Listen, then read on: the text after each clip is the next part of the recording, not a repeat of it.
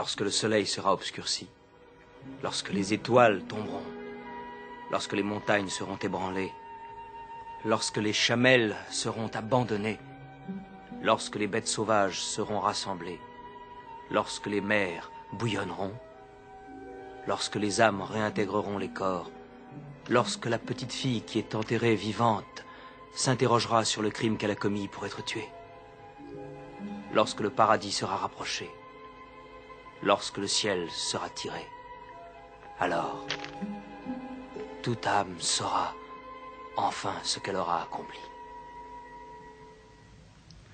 Mais toi, tu étais là, Jafar, quand Dieu lui a transmis ses paroles?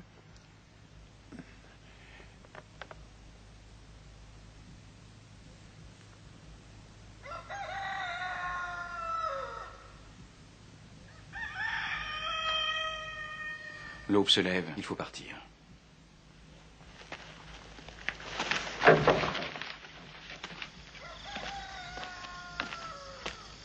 Ammar, sors le premier. Toi ensuite, Jafar.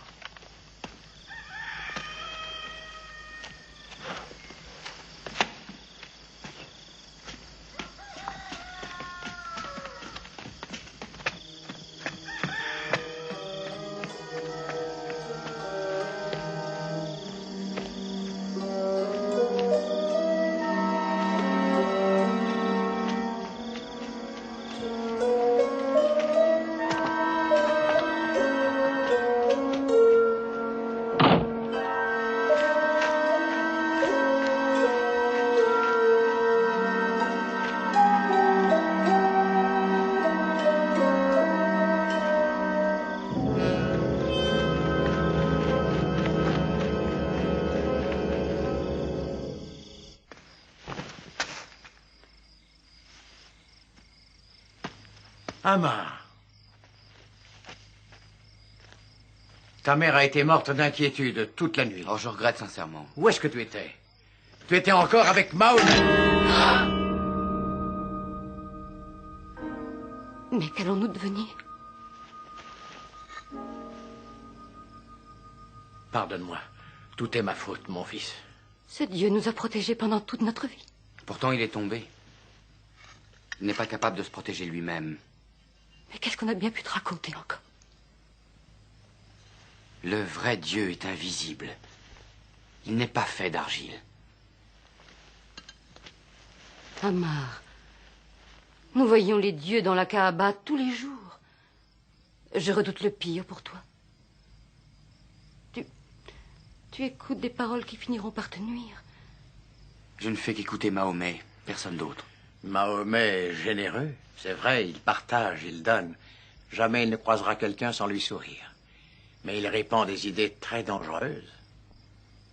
Des idées dangereuses? Nul ne doit mourir de faim? Le riche ne doit pas frustrer le pauvre? Le fort ne doit pas opprimer le faible. Ce sont des idées dangereuses? La fille ne devrait pas être contrainte au mariage, mais avoir la possibilité de choisir ou de refuser. Et cette nuit, il vient de dire: n'enterrez plus vivants les bébés de sexe féminin. J'ai eu bien de la chance. J'ai toujours eu de la chance avec ta mère. Oui. Mais tu sais que nous aurions très bien pu ne jamais nous connaître. Et tu as failli ne jamais venir au monde. Je devais être enterrée moi aussi. Tout comme mes deux sœurs. Mais mon père n'a pas eu la force. Il aurait dû le faire pour la 3e fois. Comme il avait enterré sa 2e fille. Quand mon père a commencé à la recouvrir de sable, elle lui a attrapé le pouce comme le font tous les bébés du monde. Beaucoup plus tard, il a avoué à ma mère qu'il s'était écoulé 1 minute avant que les doigts de la pauvre petite main se relâchent et qu'il ose en faire retirer la sienne.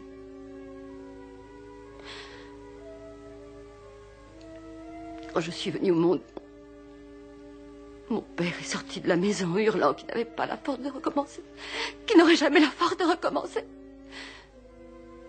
Somaya, c'est notre coutume. C'est mal. Les dieux qui tolèrent ces atrocités ne sont pas des dieux. J'ai promis d'aller chez Mahomet ce matin. Nous prions là-bas. Oui, c'est un homme bon.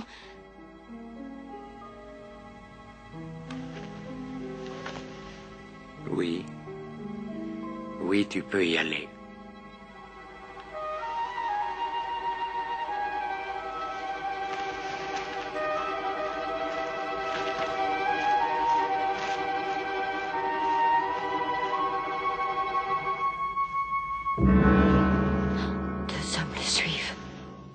Lis.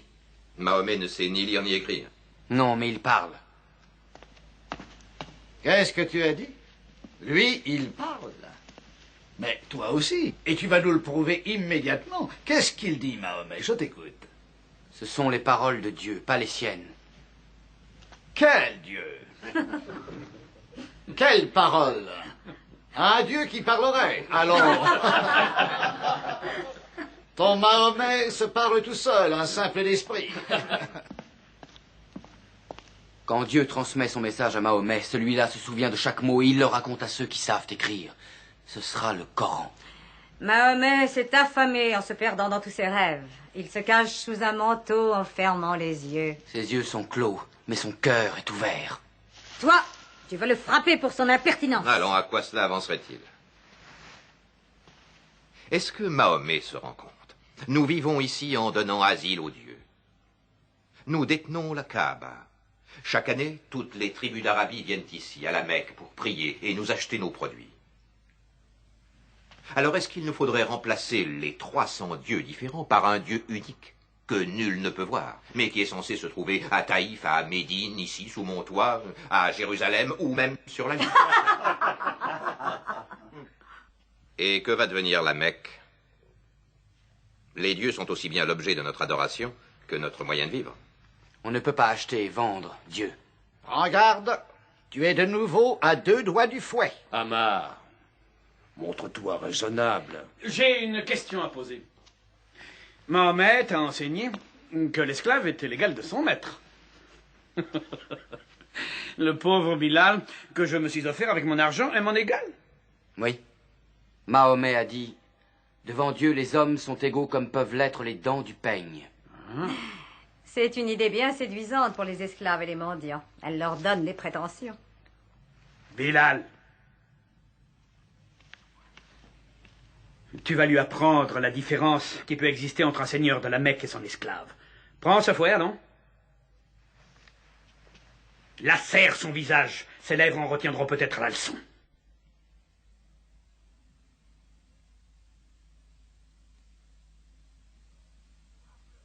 Frappe-le! Frappe-le, Bilal! Déchire-le. Frappe-le!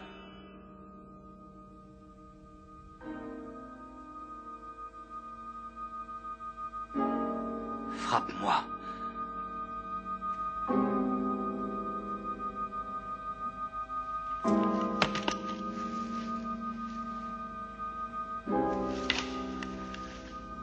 Obéis à ces hommes, ou ils te tueront.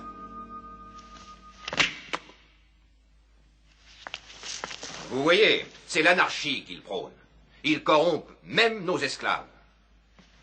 Si tu es assez humain pour avoir des dieux, toi aussi, n'oublie pas, ce sont les dieux de celui qui te possède. Je me suis offert ta dignité d'homme, Bilal, le jour où je t'ai acheté. Je suis obligé de te corriger.